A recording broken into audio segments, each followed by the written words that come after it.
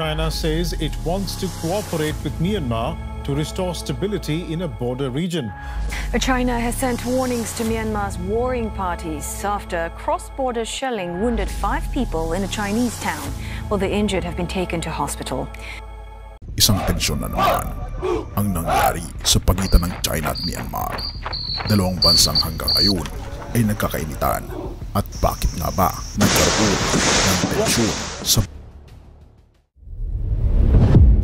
isang ulat mula sa Al Jazeera na nagsasabi ang kalihim ng seguridad ng China sa Myanmar na nagsasabi tumitindi ang tensyon sa pagitan ng China at Myanmar dahil ang mga etnikong rebelde ay nagsagawa ng mga koordinadong atake sa mga outpost ng militar malapit sa hangganan ng China. Binabanggit sa ulat ng state media ng Myanmar na isang mataas na opisyal mula sa China ang nagpunta sa militar na pinamumunuan ng Myanmar upang talakayin ang seguridad sa pagitan ng mga bansa at ang kanilang magkasamang hangganan.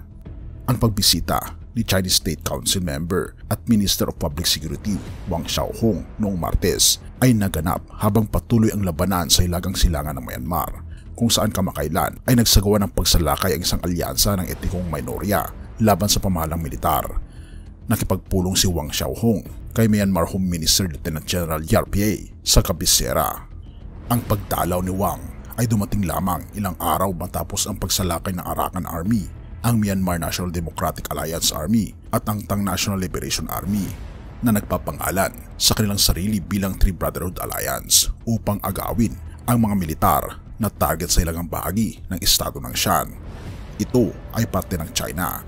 Inaangkin ng alyansa na nakuha nila ang ilang mga military post at pangunahing mga kalsada na nag-uugnay sa Myanmar patungong China.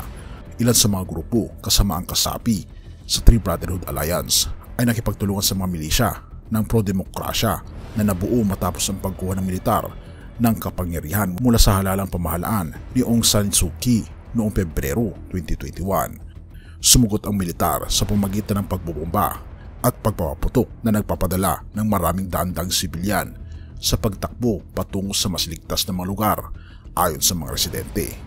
Iniulat ng Global New Light ng pahayagang Myanmar na ang bayan ng estado ng Shan ay inatake ng pinagsamang puwersa upang makaapekto sa kalakal at transportasyon sa hangganan.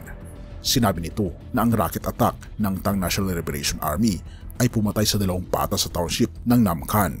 Sinabi ng United Nations Office for the Coordination of Humanitarian Affairs sa isang ulat ng sitwasyon na inilathala na 7 tao, kabilang ang 2 bata ang namatay at 9 na iba pa ang nasugatan dahil sa labanan.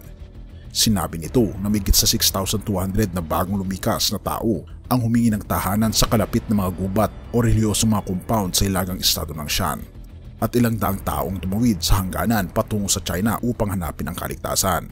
Sa pangunahing sentro ng kalakalan, ang Yangon, ay naapektuhan din ang presyo ng simpleng kalakal dahil sa karahasan.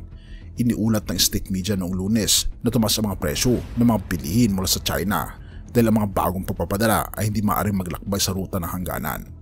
Sinabi ng Beijing na nanatili itong may ugnayan sa ilang mga etnikong armadong grupo sa hangganan nito sa Myanmar, na tahanan ng mga komunidad ng etnikong Chino na gumagamit ng mga SIM card at pera ng China. Ngunit ito ay tinanggi ng mga ulat na nagmumula sa pagbibigay ng mga armadong grupo ng mga armas. Tumitindi nga ang bakbakan sa iba't ibang dako ng mundo na nakikita na natin na ang ating mundo ay hindi naligtas na tirahan kung wala ang presensya ng ating Panginoong Diyos. Mga taga-Efeso 6 verse 10, bilang pagwawakas, magpakatibay kayo sa kalakasang galing sa Panginoon at sa kanyang dakilang kapangyarihan.